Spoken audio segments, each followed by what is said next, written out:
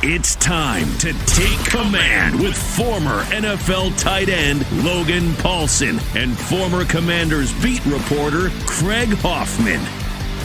What's up? What's happening? Welcome in. It is the Take Command podcast. Logan Paulsen there, Craig Hoffman here.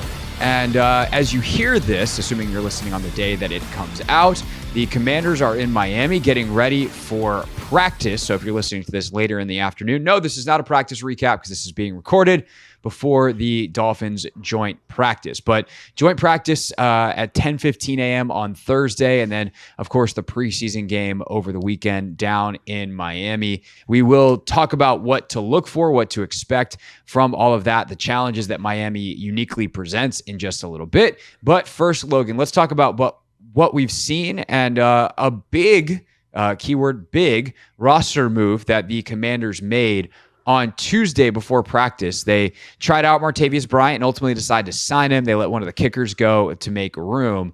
And that has sparked quite a bit of conversation about the wide receiver room. I think that was already an ongoing conversation based off how many snaps Jahan Dotson played in the preseason game. But what for you is kind of let's just start as broad as we can. The state of the wide receiver room is fill in the blank. Yeah, I mean, I think there's a bunch of things that just come to mind. Like, obviously, Terry's Terry, and I think you feel very good about what he's been doing. I think you feel good about what OZ's been doing. He's showed up in a nice way in the preseason game and practice. He's very consistent. And again, like, this is not receiver room, but I think it kind of fits in here. Like, Zach Ertz has done a really nice job, kind of as that third. That it's really second option, but like in the top three receiving kind of things. And I think, there are days where Jahan flashes and you feel good about what he's doing and how he looks. But I think there's other days where you see some of his limitations to his game, which we've talked about, coming off the preseason game. Just the lack of kind of consistent play strength shows up against press, shows up against like kind of that second level reroute. Sometimes at the top when people get a little handsy with him. I think he did a great job in practice yesterday. You and I were just talking about that, how he's able to kind of create some separation on some in cuts, and didn't get disrupted. He was going against Emmanuel Forbes, but I thought that looked good. And that's, again, it's a positive sign. But I think you look at Luke McCaffrey, and I think he looked good in the preseason game, and I think he had a pretty solid practice on Tuesday. But I think, he's been lacking a little bit. So I think this is just honestly a thing where it's like, there's some young pieces that are developing. We've talked about Bryson Tremaine, but he's going to definitely be like that 6th, 7th wide receiver with some special teams upside, not necessarily like starting caliber player. But I will say, seeing Brian on the sideline yesterday, like he's built in a very unique way. He's a big dude. He's tall. He's well put together. And he definitely has that kind of look of being like a one receiver. And, he's 32 years old. He hasn't played football for a long time. So I'm not saying he's coming in to, be the second receiver by any stretch of the imagination. But if you think he's got the talent and the upside and has some ability, like, this is like a win-win to me. You're carrying 2 kickers on the roster. You don't need to do that. Like, get one of those guys out of here, bring this body in, and see what he looks like. See how he picks the offense up. See how he learns what's going on.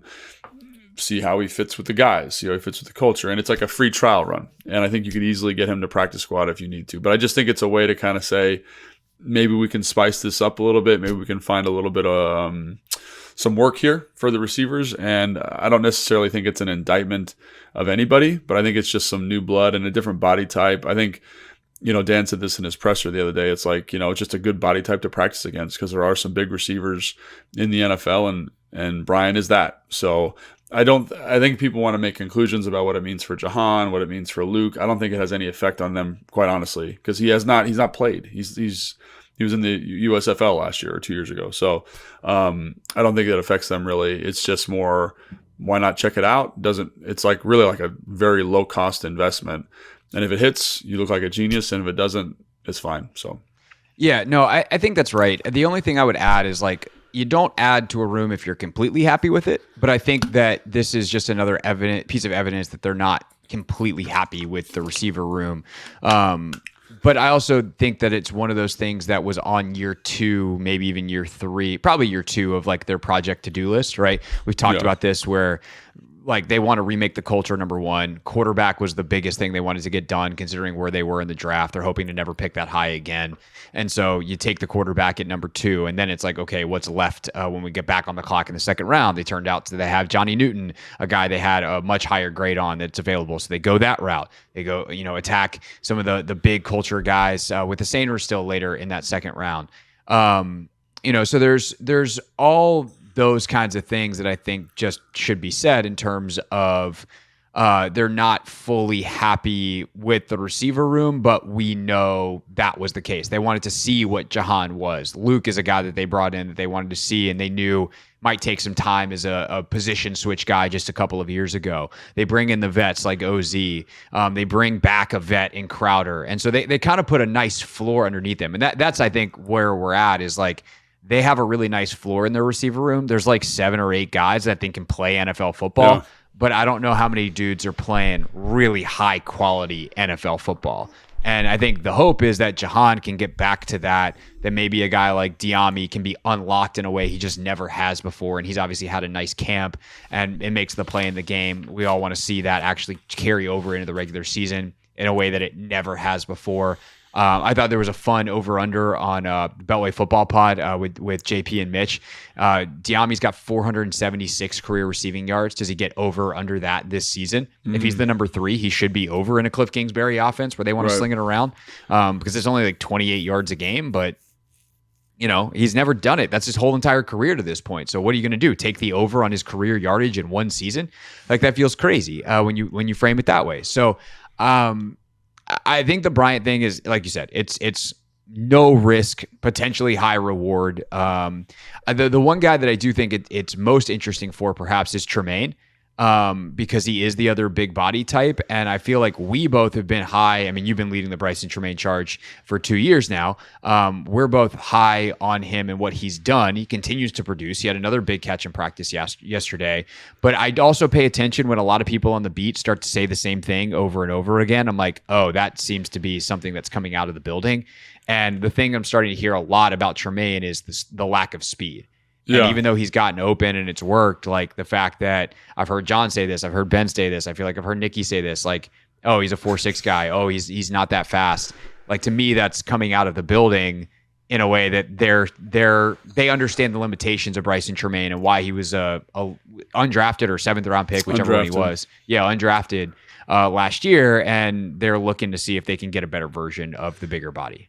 Yeah, and I think you're 100% right. Like if you're a fan listening and following this team, if 4 people say it, it's definitely something that someone in the building has said to somebody, right? So it's a good kind of piece of information. I think that's just good kind of process. But what I would say is, again, this is me. This is one person.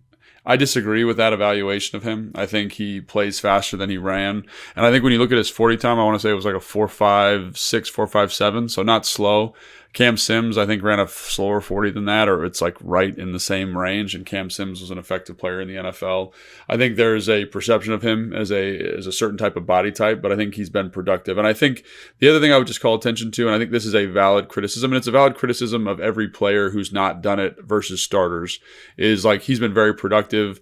I'd say at all levels, like even with the 2s, relatively. Like he'll line up against Noah Igbenogany and have a nice catch, and Noah's going to play significant minutes for this team probably this year, whether it's outside or inside.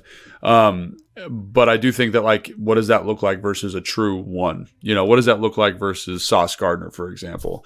And I don't know. I think there are guys that can kind of survive being big and physical and violent. I do think he has like a violent separation ability, really good deceleration and acceleration for a big guy, but for a big guy is the modifier there. So how does that look versus a 1? And I think that's something you always got to consider. And I think the thing about Brian is he is a kind of a unicorn athlete, and I think like those guys don't come across your table very often. And again, like it's low risk, high reward. I think he ran like a 4.3 coming out, 4.37, and he's like 6'4" and a quarter. Like he's a big old hoss that can run and move around. So I understand the value here, I guess is what I'm saying. And I understand the implication for Bryson Tremaine, and like being a undrafted guy, like this is the lot, man. They're always looking for someone better. They're always saying, like I remember having conversations with scouts when I was in Washington, basically like you aren't fast enough. You aren't like long enough. Like we're always looking for someone that fits that archetype, and this is something you're always going to be fighting against. So I get it, and it's part of the deal for him. I don't necessarily agree with what I've seen, but I understand why you feel that way because you haven't seen him do it against ones, and can he even do it against ones? And that's the $1 million question. And he's an undrafted free agent, so there's no cost. Yeah, not even one they brought in. Like I don't need to push that. I can just be like, yeah, he's here, he's doing fine. But I can always look for that better athlete, I guess. Yeah. Talked to Bryson yesterday after practice, by the way. You can check out that interview in the podcast feed of The Hoffman Show. Bryant, by the way, you mentioned his kind of freakish athletic ability, fourth round pick in 2014. So again, we're talking a long time ago, but you're in a 4.42 at the combine. Yeah. And he also has a track background. He was a sub 1100 guy. Yeah. 10.85. He's a freak. He's a freak. Yeah. There's a reason that like there's a reason you get drafted in 2014 and you're getting signed to a roster in 2024. You know what I mean? Like just like, and for folks that don't know, he was with DQ in Dallas last year. He was on the practice squad, but he said that he was like 230 last year. He's 208 right now. So we'll see what he does. He didn't practice yesterday, but he looked good on the sideline. So yeah, he was out there a little bit. I saw him lay a nice little block on a screen, and you're like, oh, that's a big hoss right there. Yeah.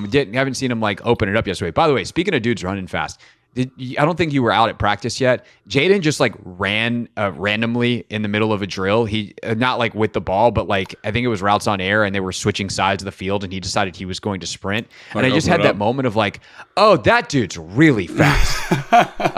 So that was. Because he hasn't really run like that. He hasn't run like that in practice at all. Like I know people say, "Oh, he's a good runner," and you've seen flashes. But if you're comparing him to Marcus Mariota, like Marcus definitely flashes more juice as a runner, and I kind of feel like Jaden's kind of messing around a little bit when he's running the football. Like he's not really digging out. So it's cool to hear that he was opening up a little bit yesterday.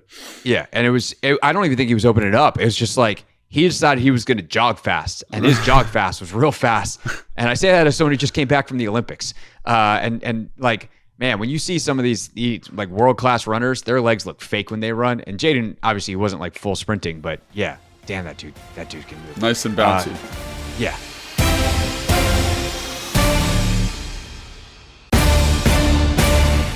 Speaking of people that are very fast, we will talk about the Miami Dolphins and what to expect on the joint practice scene in the game this weekend in just a few minutes. But anything else from practice yesterday that you want to talk about? I definitely want to talk about the situational work, but what to you is the big takeaway from practice yesterday? I mean, that was going to be like my big thing. I thought the offense looked extremely sharp yesterday, like extremely sharp. Like it's just one of those practices where like, I've been a part of it playing where it's like everybody is locked in. Like the angles are good in the run game. The timing's good on some of the jet sweep stuff. Like the fakes by the quarterback it's perfectly timed up. The spacing and the route concepts are great. And, even like some of the quarterback run stuff, just the way it times up. You're just like, man, that looks awesome. And I think that was the one thing, in addition to the situational stuff, that really stuck out to me. Is it just like, I think it's like every fourth practice, the offense just looks like totally on it. And I think this is one of those days, and probably the best they've looked. And so, whatever they had for breakfast that morning, they definitely need to do it again because they were locked in and they look sharp. Yeah, no, for sure. I thought like even just starting in the first, O on D periods where they're doing some team run stuff, and the first run, I feel like it was just like, oh, that's out. Like that's real. That's not a training camp run. Was that the one Austin Eckler? That was 4 minute, but Austin Eckler had a big run. Yeah, Eckler. That was the first play of the 4 minute. Eckler got out, and you're like, that's not how you want to start a 4 minute drill if you're a defense.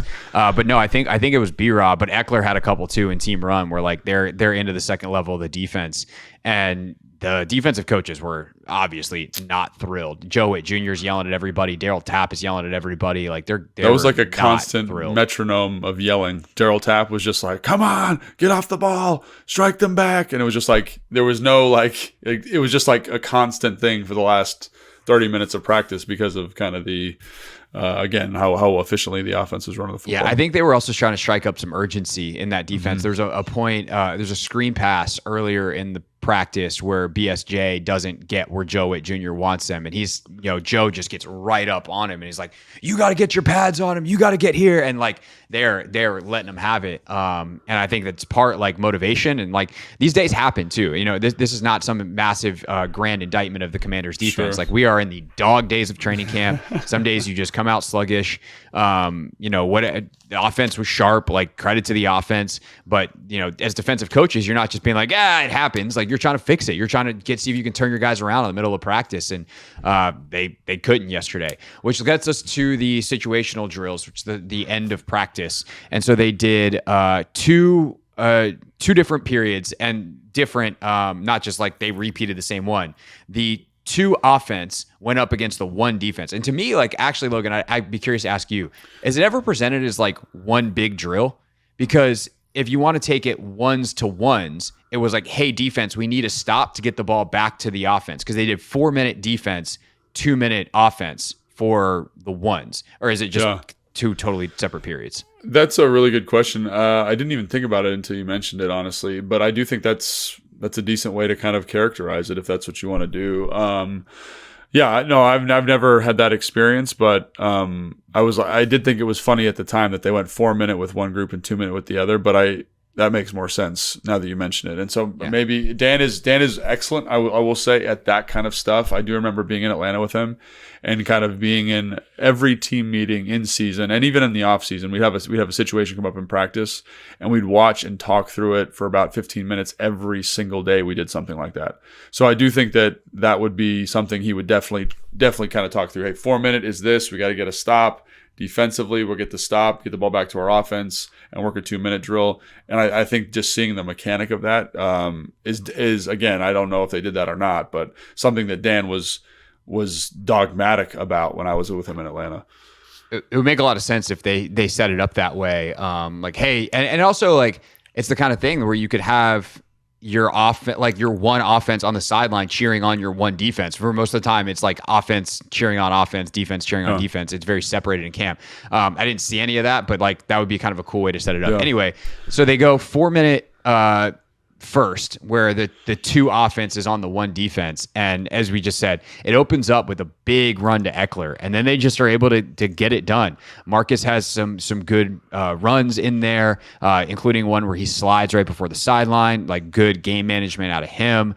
A couple of completions, some big runs, and then ultimately the drive concludes, Logan, when Marcus gets a D lineman to jump on a 3rd and short a hard count, and They walk off, win the game on a hard count, defensive offsides. Sam Cosmi, by the way, I don't know if you saw this. The back judge didn't throw, or the side judge didn't throw his actual like physical flag, and Cosmi runs up. He's like, "Do you have a flag?" Because Sam Cosmi wanted to throw the yellow hanky and signify that his side had won the drill. But what else did you see on that 4-minute situation? And really, I would say more so from the defense, because it's kind of on them in terms of the drill. Like we can talk about the offense, good job by the twos, but you want to get a stop defensively there is really kind of the bigger story. Yeah, so I think the thing is, like in 4-minute, like what you're really looking for is you're not looking for a chunk play, but if you do get a chunk play, usually win the drill, right? And I think to start the drill off with what seemed to be like a 40-yard run from Austin Eckler. And again, it was to the offensive left and we stand on the offensive right. So I couldn't really see I remember what it was. It was a duo play basically. And they had kind of a funky formation that they lined up with, a lot of different personnel on the field. And I think it looked like an obvious misfit to me from just how the run hit. Like usually what you're gauging is like, there's the formation. This is how the linebackers should fit. And if the running back just doesn't even stop as he runs through the hole, usually they just misfit the gaps there. And that's why you get in those kind of unusual formations. So that ended up being, what'd you say, Craig? Like 30-yard run, right? 30-yard run. I mean, they marked it off as like a 30-yard run. I honestly thought it might have been a house call. Yeah, because there was one more guy to beat, but again, you're trying to work the drill. There was one more guy to beat, and Eckler was beating him. Yeah. And so then the next play is like, quarterback kind of zone read type thing. And Mariota's excellent at that. Keeper. And I think that's the one where Mariota slides down. Good thinking there. And then you're in that kind of short yardage situation. Chris Rodriguez gets a run for 2 yards. You're in a 3rd and 5 kind of situation.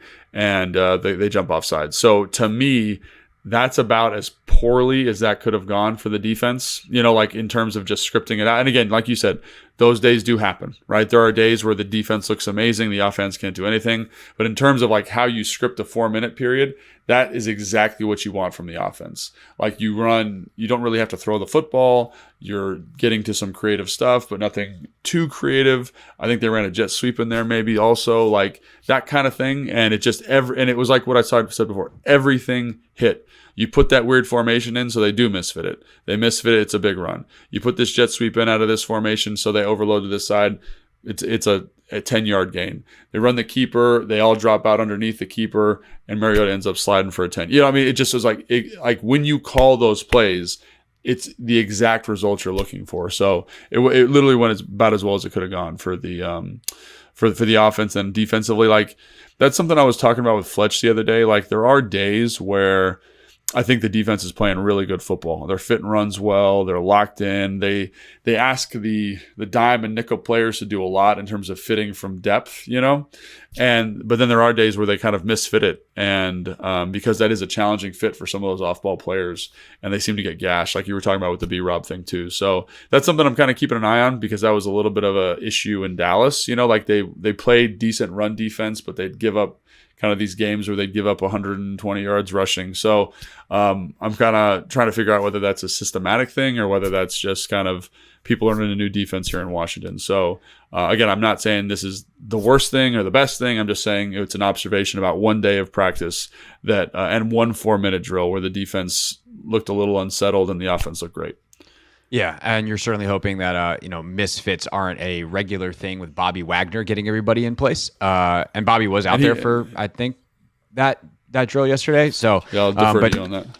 Yeah, overall, is my concern level super high with Bobby Wagner getting everybody lined up and getting things where they need to be over the course of a season? No, but if there's a systematic weakness that some teams are going to be able to exploit, that's less than ideal, but these things happen, and we'll see how it goes. Obviously, Miami has an interesting run game, so we'll see what happens this weekend with that. And obviously, as we get going in the season, kind of be a week by week thing. And the cool part I think about for me doing this podcast with you is like sometimes you're really on that stuff ahead of time, where it's like, this is the kind of run play that is causing harm. This team runs that run play. How do they adjust? And we can kind of watch that going into the week on a much higher level, which is fun. So that's why you subscribe to the podcast, kids. All right. So the offense, the two offense wins the day. They let the one offense back on the field, despite the one defense not getting the stop, quote unquote. They let the 2-minute drill happen anyway. And man, it was the one offense versus like a 2.5 defense. You had some 2s and some 3s out there, and it looked like it was supposed to. If your one offense is good and you're going against backups, they hot knife buttered through that defense. Bang, bang, bang. I actually have the plays in my notes. They start off with a completion to Zacchaeus. Then Jaden has a really nice rollout completion to Zach Ertz. One play that I would love to talk about, they get a huge, wide open, easy completion to Zach Ertz to get down to the 10. B-Rob runs to the 5. You have the miss to Terry, kind of a weird play where Jaden winds up keeping it, running into the back of the O-line again, and now you're on 3rd down. And there's kind of like this, all of a sudden, the coaches that get in their ear and they're like, hey, clock's running.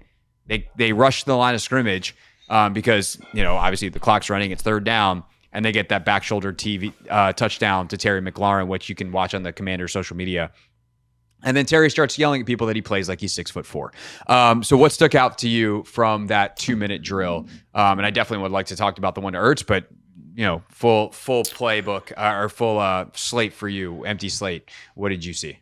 Yeah, so I think the thing that stuck out to me about that 2 minutes specifically was just like the total mastery by Jaden Daniels. Like he just looked like in control. Like there's, we talk a lot about, are his feet on time? Is he, It just was like, I get to the top of my drop and the ball is out. And the defense really had no opportunity. I think the one to Zacchaeus was great. The first one to Zach was really nice because it's kind of like leading him away from a tight coverage player. There's someone rolling down. Zach slides, catches that football. And then the next one is like a corner route. And the confidence that he has in Zach to win. And I think that, everyone talks about like what is a good ecosystem for a quarterback, and it's trusting your guy to win, right? And there's certain guys when you're watching and he's out there, or Marcus is out there, and you kind of look at the receivers and you're like, ooh, like these guys are all good players, but who do I trust to consistently win? And so like with that one group, it's like it's Terry, it's Zach, and like he looks over there, the coverage disperses well, and it's not like he's throwing to Zach. It's like, I don't remember the exact coverage cell, but it's like some type of 2. Like there's a little bit of a void there for the corner, and he's throwing to grass. Like he's throwing the ball before Zach's even out of his cut. And they are just so locked in on the same page that Zach's able to run under it effortlessly, because Zach does a good job kind of stemming up that defender, breaking out, and it's right there. So that was awesome. Then you mentioned the zone read quarterback run thing where he runs into the back of the offensive line. Good job by the defense there, actually, being locked in and like being assignment sound.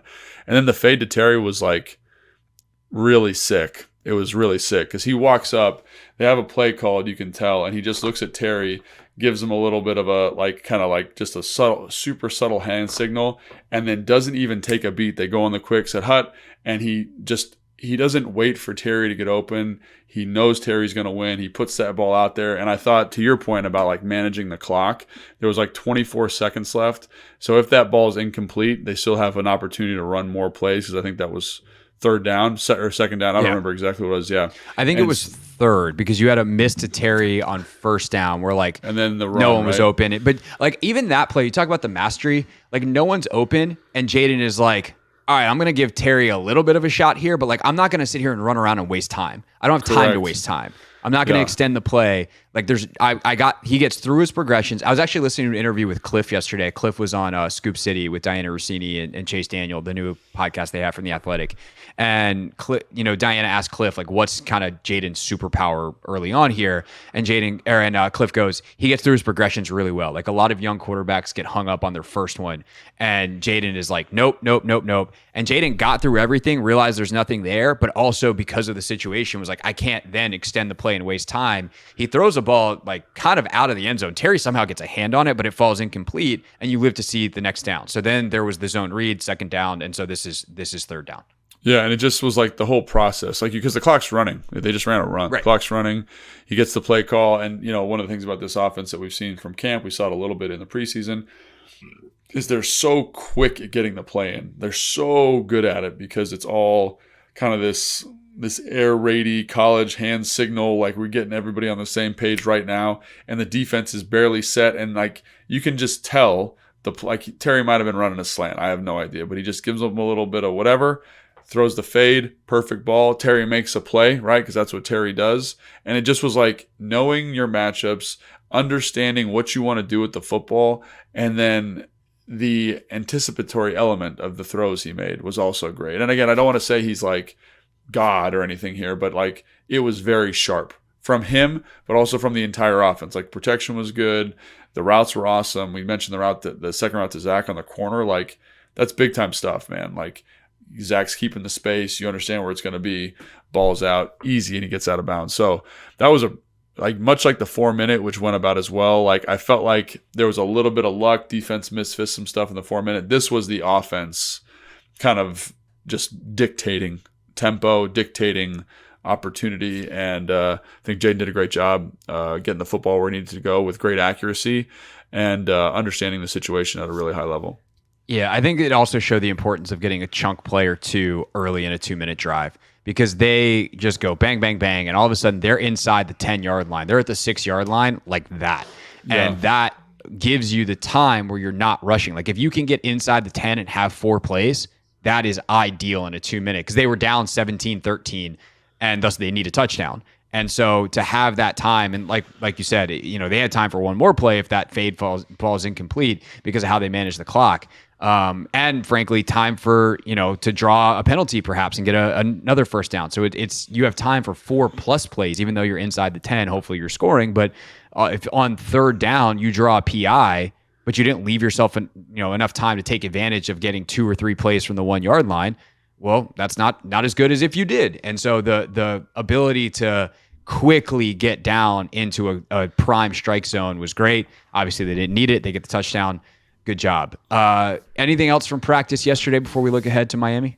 Well, probably my favorite thing from obviously those drills were great. My favorite thing was from practice yesterday was the second and long, third and long drill that they did, which I think was right after that maybe. And I just think like there's so many times in an NFL football game where that situation comes up. Second and long, second and 10, maybe you got a penalty, second and 15, negative run, second and 11.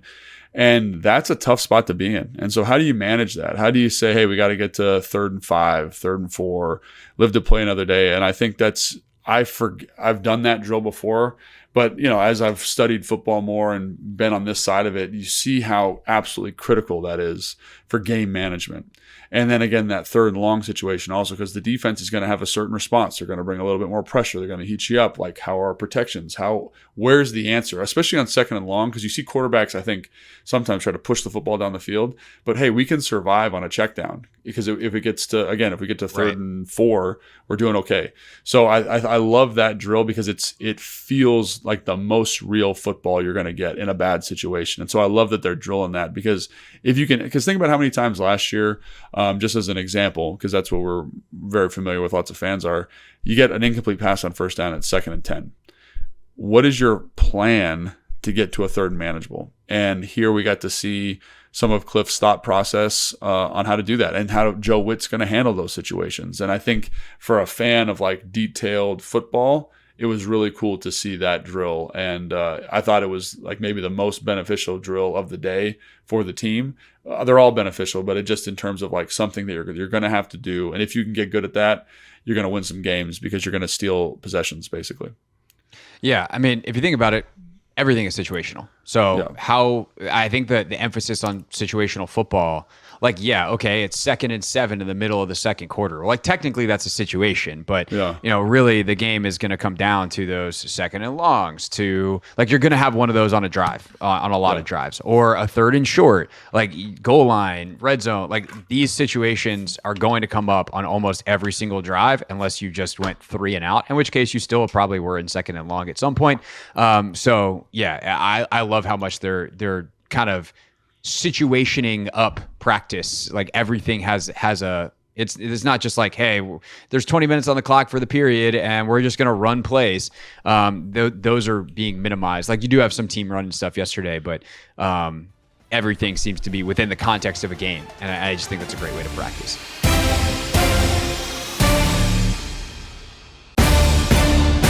Last but not least, before we get out of here on this edition of Take Command, the practice situation on Thursday, it's you, Burgundy and Gold, against the Miami Dolphins.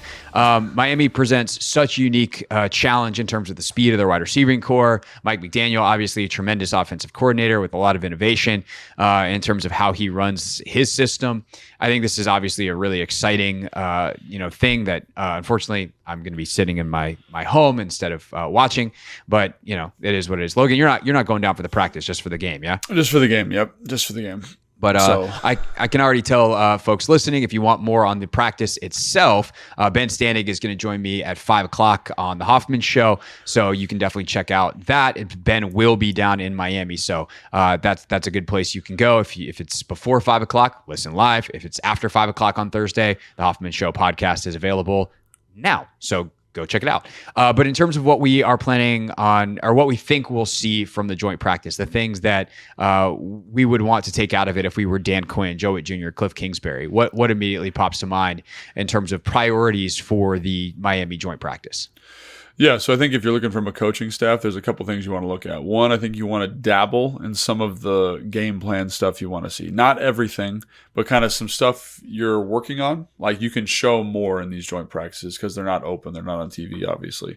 And the film doesn't get shared. So if you're Kliff, like, let's try some of these formations we've been dabbling with, right? That we're definitely not going to see in the preseason. How does that affect this this Baltimore defense? Anthony Weaver was in Baltimore last year. That's kind of the it defense in the NFL right now. How does Jaden handle some of that disguise coverage, those coverage disguises, those replacement fire zones that they run a ton of? Like, because again, like I look at like, hey, we ran this, we were able to check to that great fade play to Diami in the preseason because we knew the coverage. You're not going to know the coverage as well against this defense. So, Kliff, we're going to do some different formations, different plays. Jaden, how do you handle the different coverages, like different contours, different personnel? How do we handle that? And then I think it's also offensively just a great evaluation tool. And then it's the same thing if you reverse it. It's defensively like, hey, we're going to see all this team speed. And Miami does a great job of, with all these little motions and shifts. I was watching their first preseason game. And for a first preseason game, they had a lot of offense in. They have so many motions and tight formations and ways to get to empty. And you're just like, man, you're testing rules for backup football players here. So you're going to have a lot of that. And we've got a lot of young players on defense. How do they handle that? How do they handle that movement? How do they handle that communication? Dan, Joe Wood Jr., literally everyone on the defense talks about how important the communication is. Like, that's where you're going to see it.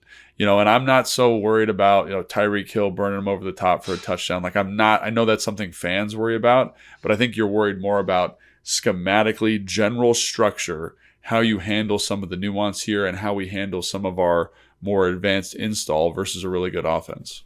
Yeah, I'm not concerned about Tyreek Hill beating someone one-on-one because I would hope during the season when there's an actual game plan in, you don't leave Tyreek Hill one-on-one. What I am concerned about is if Tyreek Hill scores the way that he scored last year, which is massive coverage bust, as they had at the time at FedEx Field, what would now be known as Commanders Field at Landover.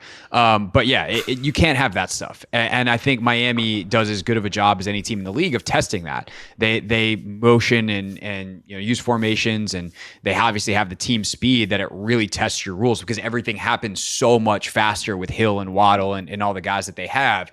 And so I think that communication defensively, this is kind of the ultimate test, and I'm really glad that they're having it in the preseason. And then defensively, offensively with Miami's defense, like I think the protection is obviously the biggest thing you're continuing to watch, obviously beyond what Jaden does and looking at different fronts. But one thing that you're really good at explaining when we get into the season and we're breaking down film is like, oh, this alignment means I have to do this in terms of targeting this run or targeting the protection, and getting to see the Jets, then the Commanders D-line, some of the fronts they use. But then now you have a totally different front. How does Kliff handle it? How does the O-line handle it? How does Bobby Johnson handle it in terms of making sure that everything's blocked up, whether it's in protection or in the run game? Yeah, absolutely. And I think one of the things about, Miami is they're going to be like a 3-down structure to base, and so if you look at New York, they're a 4-down structure. The Washington Commanders kind of bounce between 3 and 4-down structure. So that's always good to get some exposure to people who major in different defensive spacing, because then you kind of say, does this run look okay? How do we kind of get these new calls in? And again, I credited Tyler Biadasz. He did a great job making sure those guys are ready to go in the preseason game. That's a big lift for him. I'm excited. I think Andrew Wiley's going to practice. I mean, he practiced a little bit yesterday, and Dan said if he practiced yesterday, he should practice on Thursday. So hopefully we get to see him and Cosme working together and kind of see that starting group. I think obviously Brandon Coleman wants to kind of put his name in the hat for left tackle, but I think Lucas is very serviceable there. So Lucas, Allegretti, Biadasz, Cosme, and Wiley, I think, what does that actually look like? Because that was one of the big criticisms coming out of the Jets camp, is that they couldn't pass protect. But now you've kind of got your group here, right? So how does that look? Does it look a little bit better? Again, they have some juice down at pass rush. And like you said, how's the communication with the new pieces added? It should be fine, but it's always good to kind of work that through. And again, I think maybe the most important thing is for Jaden Daniels just adding more looks at different defenses to that CPU and see how he handles all that stuff. So, no, for sure. And I think for the O-line, it's like, okay, if they play well against Miami, chalk it up to the Jets being awesome. And by the way, you're missing, your top 3 tackles in those Jets practices. So which is tough. So you're fighting an uphill battle against one of the best fronts in the league. Okay, well, there's no real shame in losing that. Whereas against Miami, it's like, okay, well, now we got 2 of the top 3 guys back on the outside. They're not as good because some of their best pass rushers are still hurt. Chubb and Phillips, like those guys are not coming back till midseason, but they do have some juice that is there and ready now. But it's a much more even fight. And so how do you perform in that environment? Then you have the game itself, Logan. Like, what do you expect in terms of reps? And one thing that I'll just flag real quick, I thought Quinn's answer yesterday when he was asked about, hey, when you were in Atlanta 4 preseason games, now 3. How does that affect you? He talked about wanting to see specifically young guys for like a certain number of quarters to get an evaluation, which I thought was a really interesting framing, because we always just kind of talk about it as like, oh, we want to see this many games, there's many drives. And I'm sure that they thought about it on drive level, not just a quarter level. But with kind of that framing, knowing that somewhere in DQ's mind, right. And probably to an extent, Adam Peters is the one who's ultimately going to name the 53. Like, what do we expect in terms of playing time distribution? Let's start on offense and obviously with Daniels. Yeah, I think Daniels, that's the big story. And what I would expect, and I don't know for sure, is that you're probably going to get quarter and a half, quarter, something like that. Just let him get out there a little bit longer. I know some people want to say, oh, you should play a half, you should do this. I think it probably comes down to how effective the drives he has are. You know what I'm saying? Let's say he goes out there and has 2 drives like he had against the Jets. Like, he's coming off the field. Like, you're not going to leave him out there for a third. But let's say he's got a 3 and out. He has 1 good one. You probably want to see the offense out there for 1 more. So I think he's probably got, I don't know, what do you say, 15 to 20-ish type plays. You know what I mean? That's an assumption. I don't know that for sure. And that's what I'd want to see, because I want to see him out there a little bit more. I want to see him out there with that first offensive line. I want to see him out there with Terry a little bit and just kind of, again, get a little lather going, get a little sweat. Let's play some football. You know, I think the Miami Dolphins, I would assume, are not going to put everything they've got in, but they're going to have a little bit more in. And so how does he handle some of that adversity? I want to see him get in bad spots. I want to see him get in a 2nd and long. I want to see him in a 3rd and 10. You know what I'm saying? I want to see that. And how do you think they're going to let him play a little bit as opposed to like being out there but not really playing, which is what he did against the Jets? This is what I want, but I'm a little bit dubious because I think they are being very cautious with him. So I think I want to see, but again, like if you're playing a quarter, let's just say hypothetically, you're going to get in a bad spot at some point, and then we got to play ball. You know what I'm saying? We got to play ball. We got to get a first down. So it becomes a little bit more challenging to regulate. Now, they could call a draw, they could call a screen, they could do a bunch of different stuff to insulate him.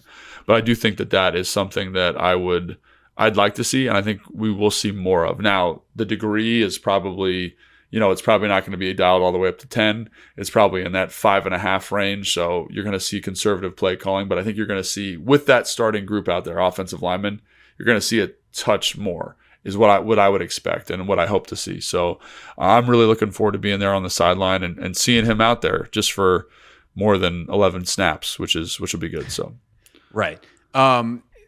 Then I think the interesting question too becomes, how do you split up the rest of the game? Like, do you give Jaden a quarter, Marcus a quarter, and then Driscoll the whole second half with Hartman being out? And then also, do we see, like, on defense, the John Allens of the world for the first time this fall in a game?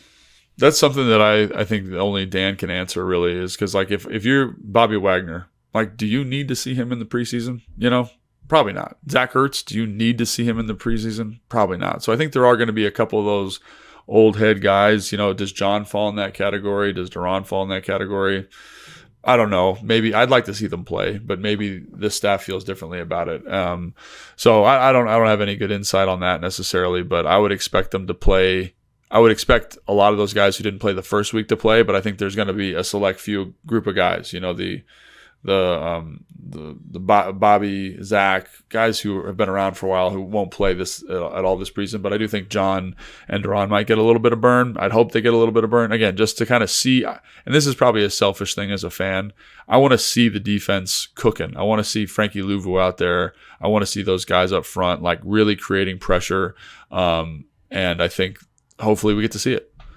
Yeah, Terry played a little bit in that first game, so you have to imagine he's going to play, and especially if Jaden's out there, Terry's going to want to be out there. And I think Zach's going to want to be out there. I would not play Zach Ertz. Seeing what I've seen from him in camp and knowing how valuable he is, I'm like, we cannot mess around with that. So Zach does, and he doesn't, right? Because you could say, well, if that's true about Zach, well, obviously it's true about Jaden. Well, yeah, but Jaden needs the experience. Zach Ertz doesn't need the experience. So I would say Zach and Bobby are in a different class where you just be like, nope, we're good. We'll see y'all. Right. We'll see y'all in Tampa. Everyone else, I think I would play. I've always been an advocate for bringing in a different punter and protecting Tress Way. No one ever seems to do it. No one's on that same page with you. They did work out some punters the other day. They did for that reason, but no, they wanted apparently the punt returners to catch right-footed punts, which is good thinking. So yeah, good for them. Smart. And you have, in case something, God forbid, does happen to Tress, you have some guys in the hopper. I will say, I'll stick this nugget at the end of the podcast here. During one of the 11-on-11 drills yesterday, Riley Patterson, the kicker that they kept, he he was kicking on the side field, and he somehow hit the upright again. Dude, maybe he's practicing hitting the upright. I mean, had kickers in college. They played the upright game, so they would have like a certain number of kicks to hit the upright, and then they'd move. And if you could hit the upright crossbar upright, you won the game. So I don't know. Maybe that's the game he's playing. Who knows? Maybe. Hey, if he's that accurate, then maybe he's going to win the job. Right.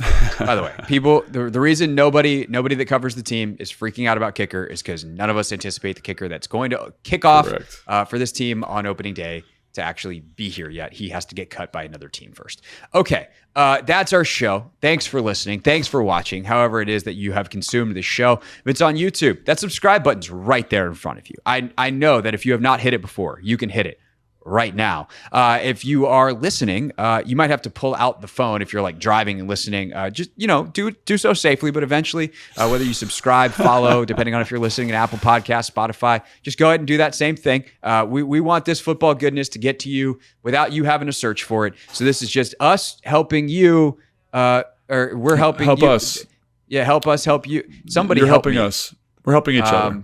Yeah, just hit subscribe. That's the point. All right. That's Logan. I'm Craig. We'll see you with a game review early next week. And of course, coverage from Miami on the Hoffman Show, 4 to 7 on the Team 980, including Ben Standing, 5 o'clock on Thursday. Thanks for listening and subscribing because you just did that. And we'll see you next week.